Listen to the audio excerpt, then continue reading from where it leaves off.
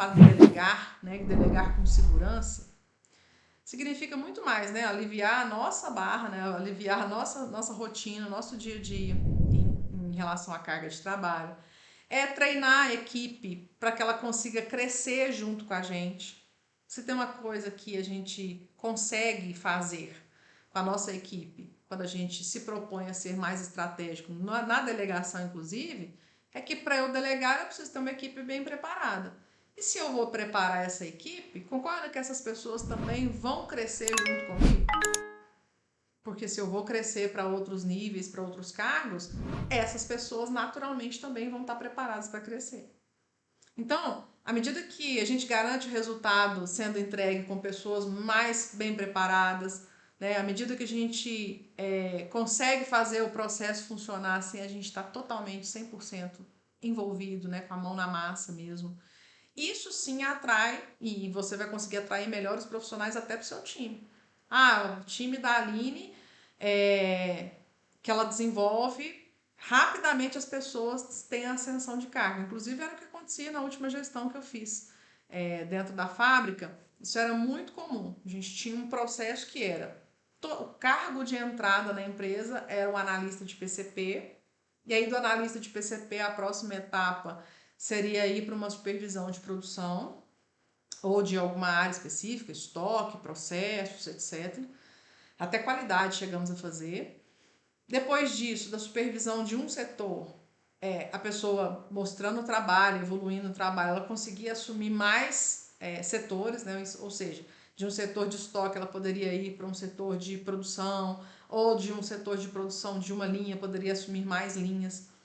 Então, quando você constrói essa escadinha, né, de como a pessoa, onde a pessoa entra, como que ela começa a jornada dela dentro da sua equipe, onde ela pode alcançar e o que ela tem que fazer de passo a passo para poder chegar lá, fica muito mais simples e muito mais claro para a pessoa entender qual é o caminho que ela tem que trilhar para se tornar um analista, um supervisor, um coordenador.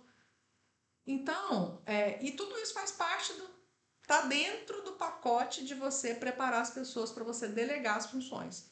Ou seja, para eu ter um analista naquela época, né, dando o exemplo, para eu ter um analista de PCP cuidando de fato da programação, né, das informações sendo coletadas e tabuladas em sistema, etc., que eram basicamente a rotina, ela tinha que aprender o básico da função e começar a pegar algumas atividades em paralelo para poder ir treinando e se preparando para a próxima etapa.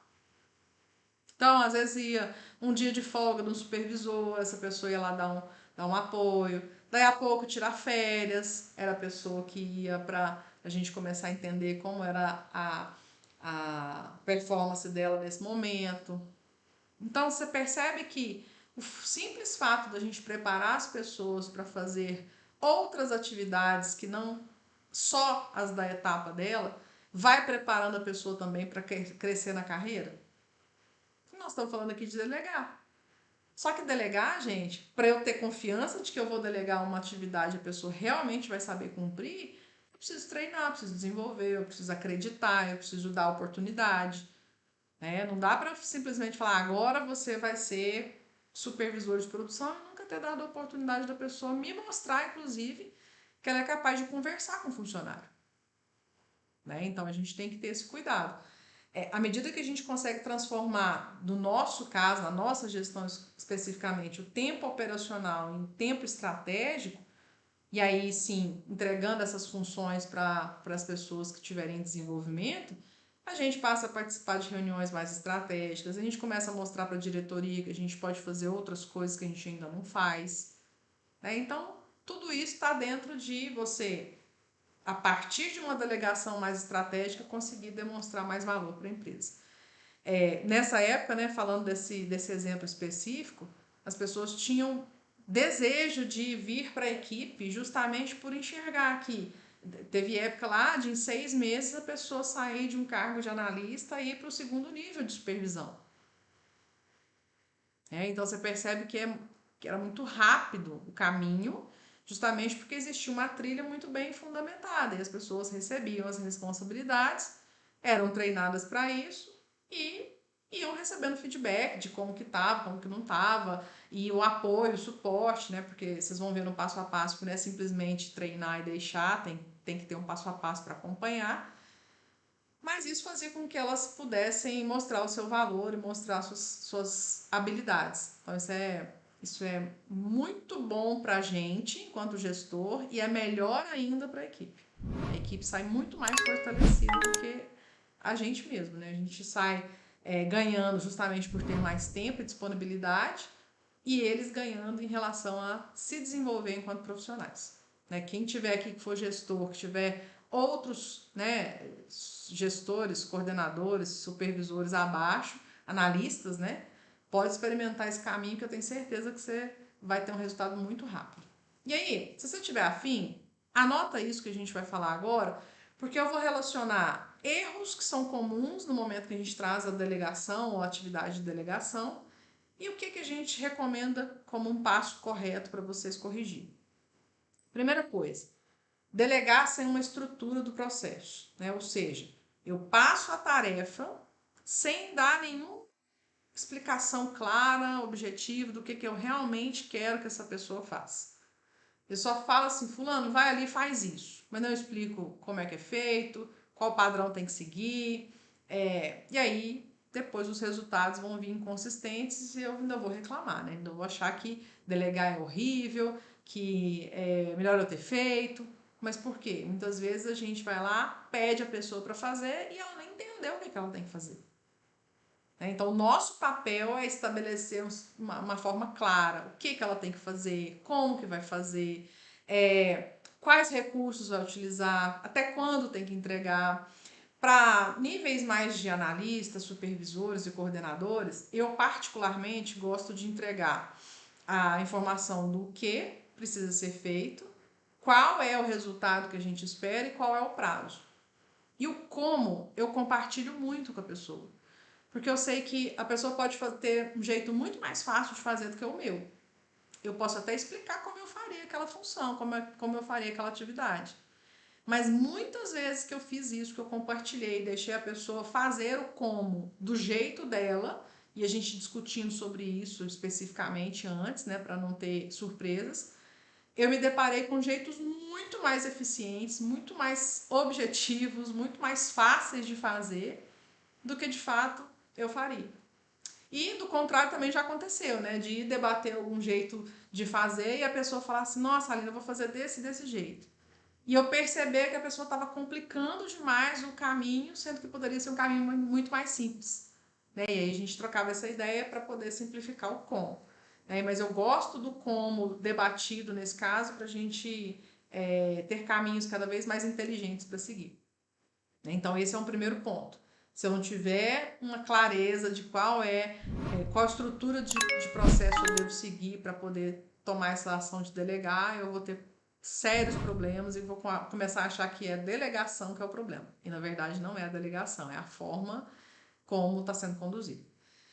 Um segundo ponto, né, é eu delargar. Delargar é o quê? Eu te entreguei a tarefa, eu botei a batata quente na sua mão e ó, corri. Simplesmente dei as costas e saí. E outra, né? Quando o diretor ou o dono da fábrica chega pra gente e fala assim, e aquela atividade? Eu disse, sei não. Tá na mão aqui do Gabriel, tá na mão do Henrique, tá na mão do Paulinho. Eu passei para eles. Passei para eles, vê lá com eles. Isso é delargar.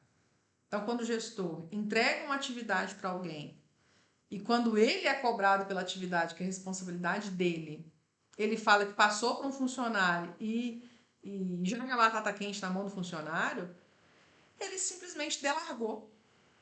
Ou seja, ele pegou a responsabilidade dele, jogou na mão do funcionário e ainda ele está apontando para o funcionário. Só que quem faz isso, gente, está cavando a própria cova. Por quê? Todo mundo sabe que você é o gestor dessa pessoa, ali naquela estrutura, sabe que aquela pessoa ou está em aprendizado, ou não teria todas as competências necessárias para assumir aquela responsabilidade. Você delegou, né, para ter mais tempo para desenvolver a pessoa, mas Nesse caso, você delargou. Você empurrou para a pessoa e tirou o seu da reta. Essa foi a verdade. Então, a gente, ao delargar, a gente deixa de acompanhar o progresso da tarefa, a gente leva, simplesmente não olha para aquilo que está sendo feito. Quando acontece um erro, ao invés de você assumir a culpa e corrigir para enfrentar as consequências, você aponta para o seu funcionário. Isso é delargar. Muitas vezes tem, eu vou entregar a tarefa para o fulano, só que eu não vou acompanhar, não, porque senão, né, eu vou ficar parecendo que eu sou controladora. Gente, ser controlador não tem nada a ver com você supervisionar aquilo que está sendo delegado. Você tem que estabelecer, inclusive, uma que a gente chama de supervisão estratégica, ou seja, estabelece ali com a pessoa, já no momento da delegação da função, que horas no momento que você vai fazer as verificações. Existe uma tarefa aqui que ela dura uma semana. Beleza. Então, vamos fazer o seguinte, na quarta-feira de manhã nós vamos conversar sobre isso aqui. Nós vamos entender se está no caminho certo, se está acontecendo da forma como a gente previa, porque se tiver alguma coisa errada, a gente já tem tempo para poder agir. Então, você já estabelece no momento da delegação da função. E não tem essa de, tenho medo de ser controlador. Não, você está fazendo supervisão porque você que responde pelo resultado. Você está delegando a função, mas você responde pelo resultado, não a pessoa, né? Então é isso que a gente precisa ter esse cuidado. O terceiro ponto que eu quero trazer é que delegar, gente, quando a gente pensa assim, vou delegar tarefas, não é só sobre delegar tarefas operacionais básicas, de baixa complexidade. Então eu vou fazer só aquilo que é braçal, aquilo que é mão na massa, eu vou transferir para outras pessoas e o resto eu faço. Só que se a gente fica com as tarefas críticas só na mão da gente, o dia que você for tirar férias, o que vai acontecer? Eles vão te ligar. As férias inteiras. De segunda a sexta. Se abusar, final de semana também. Por quê? Tarefa crítica não espera. Tarefa crítica não espera você tirar férias.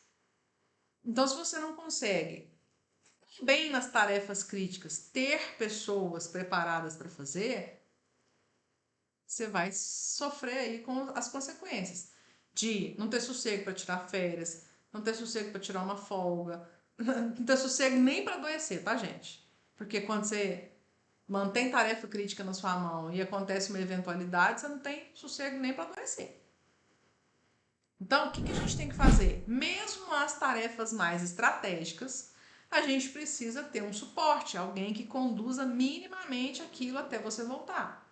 Alguém que aguente ficar ali 10, 15 dias dando suporte naquela tarefa até você voltar.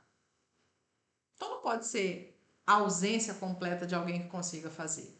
Né? Então, a gente tem que ter muito cuidado que mesmo nas tarefas críticas, a gente tem que ter alguém para conduzir.